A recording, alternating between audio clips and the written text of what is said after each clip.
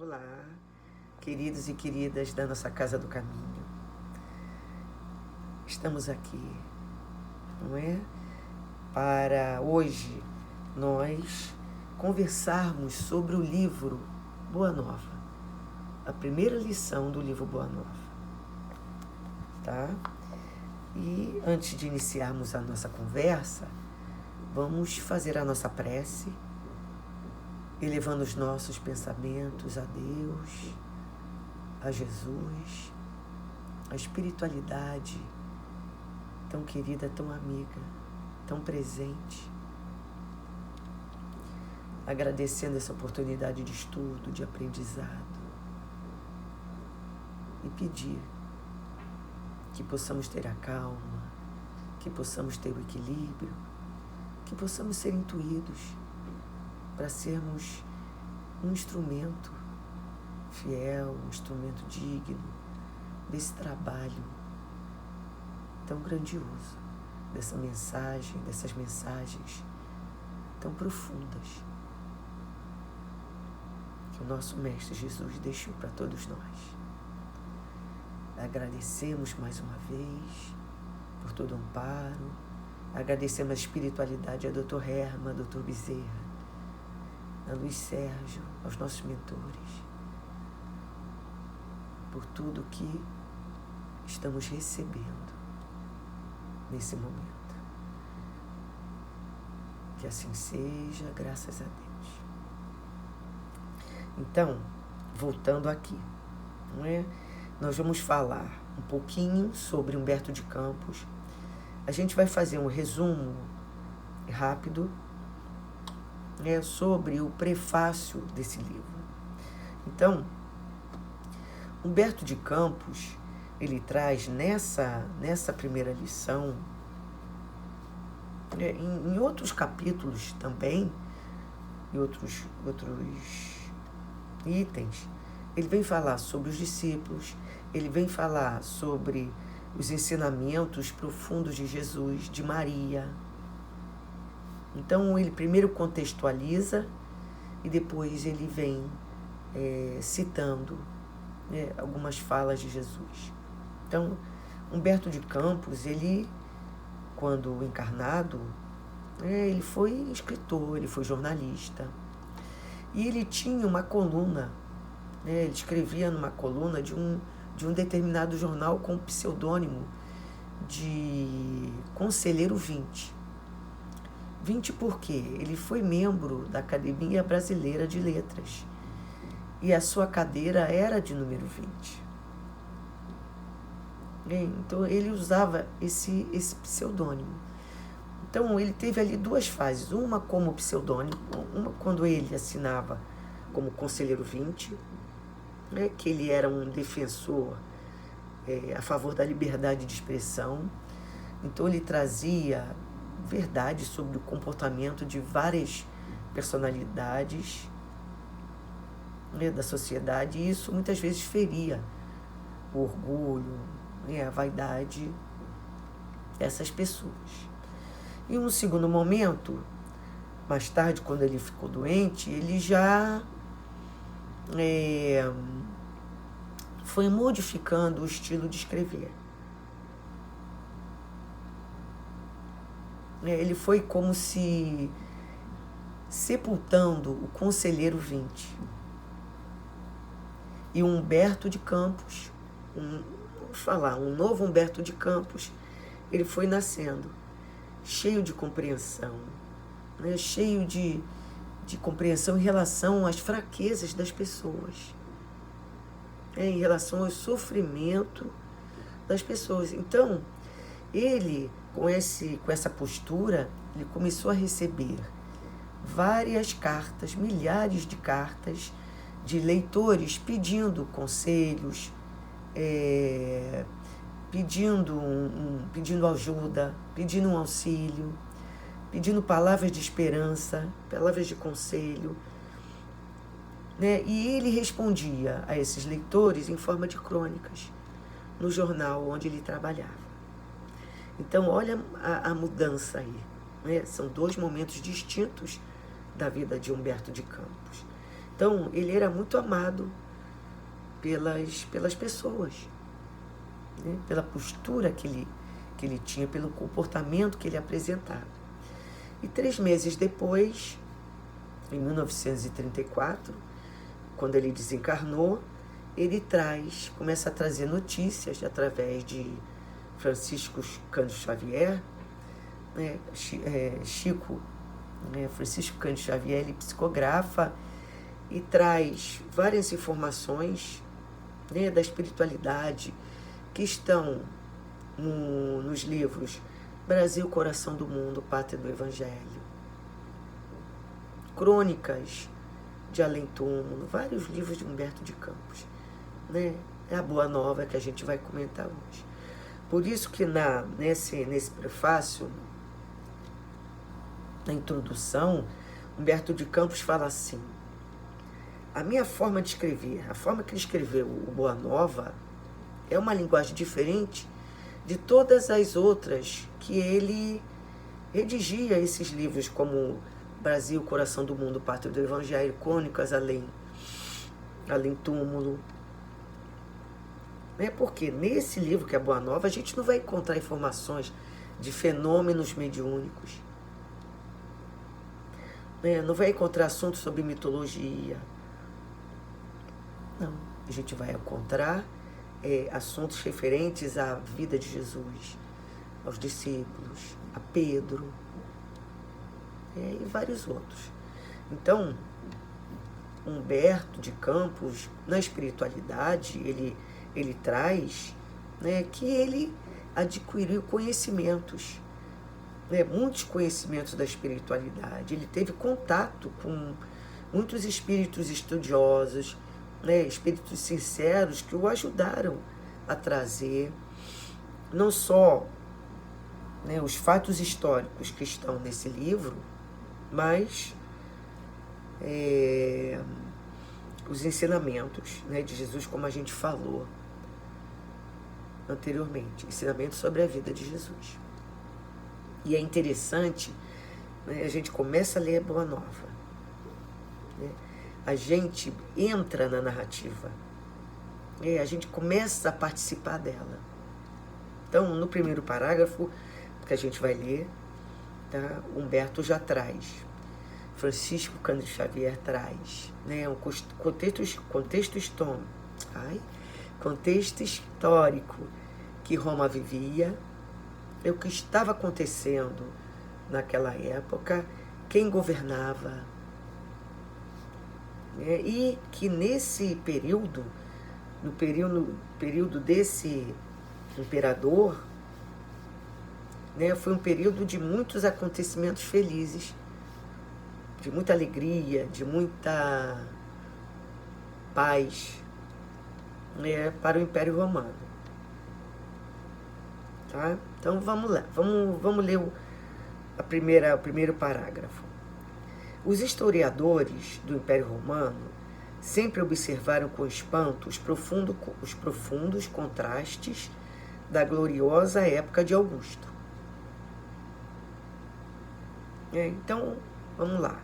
Por que os historiadores, né, do Império Romano, eles observavam esses contrastes na época de Augusto? E Augusto, ele era o imperador de Roma nessa época. E se iniciou nesse governo, no governo de Augusto, um movimento de pacificação conhecido, se a gente pegar lá a história, se a gente pesquisar, esse movimento foi conhecido como Pax Romana. Era paz na cidade de Roma. Havia paz nas cidades, né? As guerras, as invasões que aconteciam em Roma, aos poucos, elas foram diminuindo por conta da postura de Augusto, que era um homem de fibra, era um homem corajoso, mas era um homem justo e muito amado pelos romanos. Então, o momento nesse governo era outro. Era um momento de paz, né? Não era mais um momento de guerras, de invasões. Por quê? Como a lição traz, é boa nova. né? São boas notícias. É o Evangelho de Jesus chegando. Então o planeta, ele estava se preparando para a vinda de Jesus, a vinda do Mestre. Havia então um esforço muito grande da espiritualidade junto a todos, junto às autoridades, junto aos políticos, para que houvesse um grande movimento de fraternidade, de paz, de harmonia, de equilíbrio. Por isso, desses contrastes, né, dos historiadores, poxa, antes era guerra, né, e agora essa paz reinando, o que está acontecendo? Tá? Caio Júlio César Otávio chegará ao poder, não obstante o lustre de sua notável ascendência, por uma série de acontecimentos felizes. As mentalidades mais altas da antiga república não acreditavam no seu triunfo, aliando-se contra a usurpação de Antônio com os próprios conjurados que haviam praticado o assassínio de seu pai adotivo. Suas pretensões foram sempre contrariadas por sombrias perspectivas. Entretanto, suas primeiras vitórias começaram com a instituição do triunvirato. Em seguida, os desastres de Antônio no Oriente lhe abriram inesperados caminhos. Então, Chico Xavier, através de Humberto de Campos, continua, né, com o contexto histórico. O Caio Júlio César, né, que a gente citou, Caio Júlio César Otávio, era o Augusto. Otávio, ele foi o primeiro imperador a ser proclamado Augusto pelo Senado Romano. Era um título que se dava. Ele era sobrinho, neto de Júlio César. Assim, aquele Júlio César que a gente vê nos filmes romanos, que foi assassinado, imperador de Roma. E Caio Júlio, Otávio, vamos resumir, vamos botar Otávio, tá?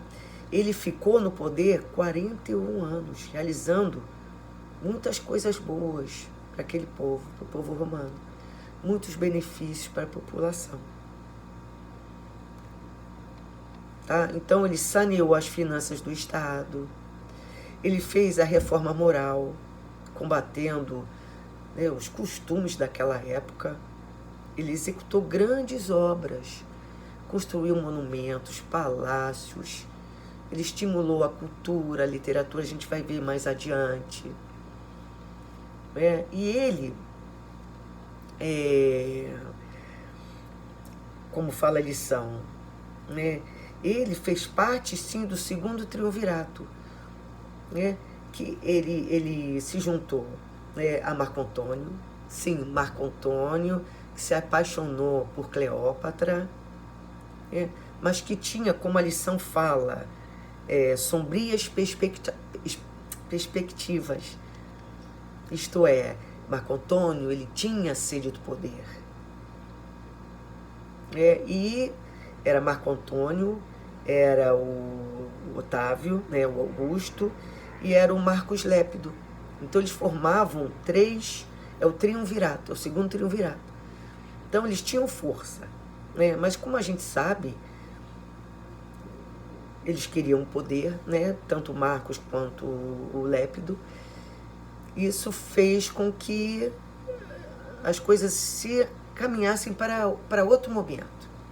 Tanto que Marco Antônio, depois, ele foi para o Egito com Cleópatra, né?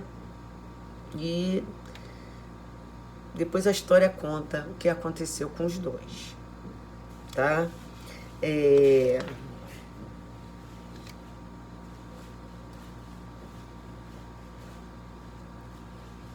A lição fala assim, eu pulei um pouco porque senão não dá tempo. Então fala assim, de Augusto. Apesar de tudo, seu nome foi dado ao século ilustre que o vira nascer. Seus numerosos anos de governo se assinalaram por inolvidáveis iniciativas. É o que a gente falou, né, de benefícios. A alma coletiva do Império nunca sentira tamanha impressão de estabilidade e de alegria. A paisagem gloriosa de Roma jamais reunira tão grande número de inteligências. É nessa época que surgem Virgílio, Horácio, Ovídio, Salustio, Tito Livio e Mecenas, como favorito dos deuses.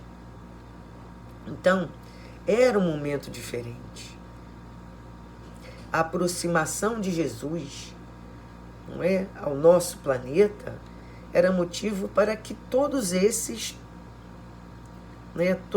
que a gente citou, o povo romano, todos, a humanidade, não é, experimentasse o quê? Uma nova vida. Então, muitas inteligências, muitos estudiosos, eles surgem nesse período. Muitos poetas, como o livro, né, traz, Virgílio, que escreveu o poema Eneida, que é um poema épico, que fala sobre a glória, o poder do Império Romano. Depois ele fala de Horácio. Horácio, ele vem exaltar nos seus poemas o papel, né, de pacificador de Augusto, que Augusto era um pacificador. Mecenas. Aí no livro Caminho da Luz, também psicografado por Chico Xavier, fala que Mecenas ele era um confidente de Augusto e era um homem extremamente generoso.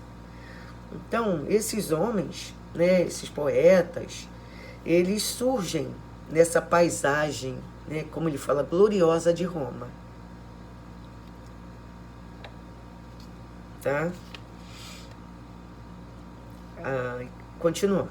Em todos os lugares lavravam-se mármores soberbos, esplendiam jardins suntuosos, erigiam-se palácios e santuários. Protegia-se a inteligência, criavam-se leis de harmonia e de justiça, num oceano de paz inigualável. Os carros de triunfo esqueciam por algum tempo as palmas de sangue e o sorriso da deusa Vitória. Não mais se abria para os movimentos de destruição e morticínio. Então, não mais as guerras, não tinham mais guerras, não é? Não mais a deusa Vitória, que era a deusa da guerra, não mais os carros de sangue, né? Que eram as bigas,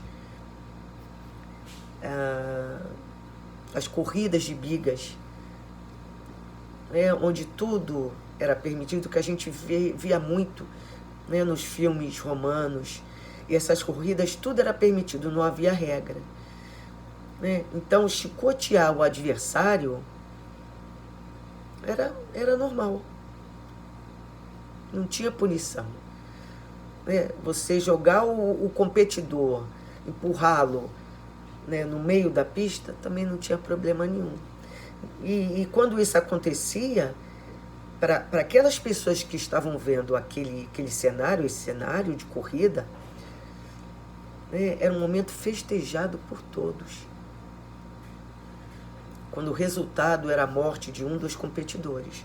Por isso que ele fala aqui, né, os carros de triunfo esqueciam por algum tempo as palmas de sangue. E o sorriso da deusa Vitória não mais se abria para os movimentos.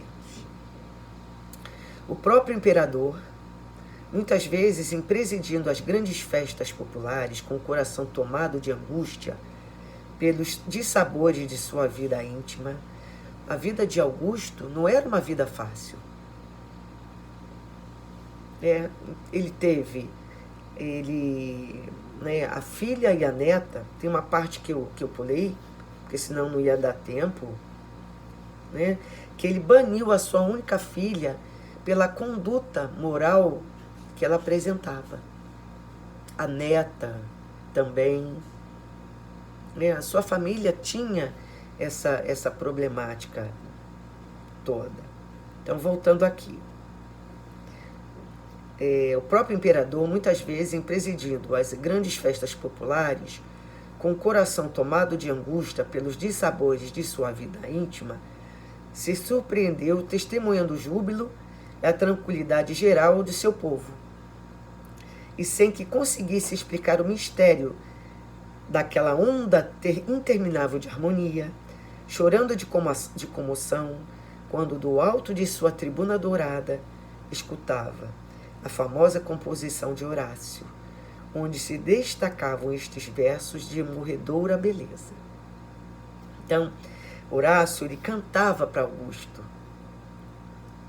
Ele falava assim: o sol fecundo, que com teu carro brilhante abres e fechas o dia, que surges sempre novo e sempre igual, que nunca possas ver algo maior do que Roma.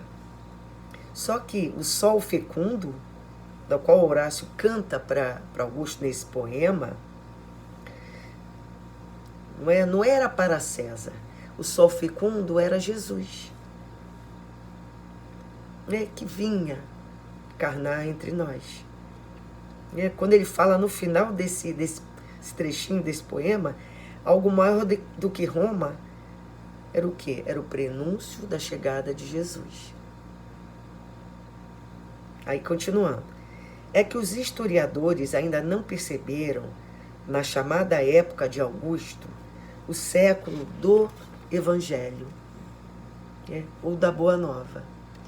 Então, Humberto de Campos, ele traz que nunca se viu tanta alegria, tanta paz, tanta estabilidade em Roma. Era uma tranquilidade que todos sentiam. E o povo ignorava, da onde vinha esse sentimento, essa atmosfera de harmonia, de paz, de esperança, de vibrações que confortavam, consolavam, todos os corações.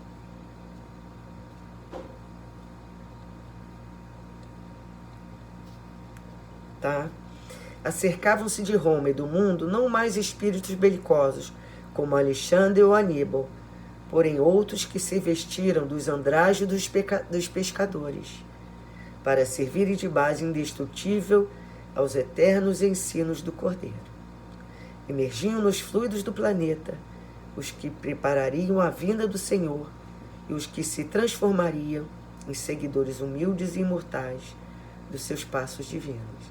Então era a preparação para a chegada de Jesus, e a humanidade vivia o quê? O século da Boa Nova.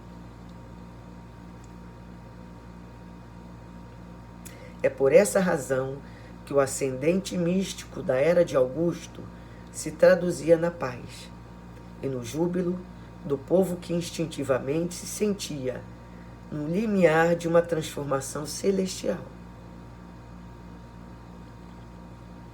Então, a gente pode pensar, que havia uma transformação aí na psicosfera daquele povo. Havia todo, um preparo, como a gente volta a falar, para a chegada do Mestre. Era Mestre se aproximando. Essa aproximação de Jesus ao nosso planeta fazia, como a gente falou, era motivo para que todos experimentassem uma vida nova. Se a gente pensar, e refletir, a época de Natal, a atmosfera, ela já se modifica, não é? É a aproximação, de Jesus aos nossos corações. As pessoas ficam mais dispostas a fazer o bem, ficam mais calmas, mais felizes. É uma outra sintonia, é uma outra vibração. Ficam mais fraternas, ficam mais amorosas. E é isso. Aí, continuando. Ia chegar à Terra o sublime emissário, sua lição de verdade e de luz, ia espalhar-se pelo mundo inteiro como chuva de bênçãos magníficas e confortadoras. A humanidade vivia então o século da Boa Nova. Era a festa do noivado, a que Jesus se referiu no seu ensinamento em Moedor. Então, era um momento de alegria. O momento de noivado é um momento de alegria, um momento de festa, um momento de confraternização. Depois dessa festa dos corações, qual roteiro indelével para a concórdia dos homens, ficaria o Evangelho como o livro mais vivaz e mais formoso do mundo, constituindo a mensagem permanente do céu entre as criaturas em trânsito pela terra. O mapa das abençoadas altitudes espirituais, o guia do caminho, o manual do amor, da coragem e da perene alegria. E o Evangelho não é isso tudo para a gente? É um roteiro seguro, que consola, que conforta os nossos corações, que nos dá a segurança, que nos traz o equilíbrio. E para que essas características se conservassem entre os homens como expressão de sua sábia vontade, Jesus recomendou aos seus apóstolos que iniciassem o seu glorioso testamento com os hinos e os perfumes da natureza, sob a claridade maravilhosa de uma estrela, a guiar reis e pastores, a manjedoura rústica, onde se entoavam as primeiras notas do seu cântico de amor, e o terminassem com a luminosa visão da humanidade futura, na posse das bênçãos da redenção. É por esse motivo que o Evangelho de Jesus, sendo o livro de amor e da alegria, começa com a descrição da gloriosa noite de Natal e termina com a profunda visão da Jerusalém libertada, entrevista por João nas suas divinas profecias, do Apocalipse. Então, nesse finalzinho, Humberto de Campos, ele mostra a sequência da passagem, de Jesus pelo nosso planeta, começando pelo seu nascimento na manjedoura, e finalizando no Apocalipse de João. Então,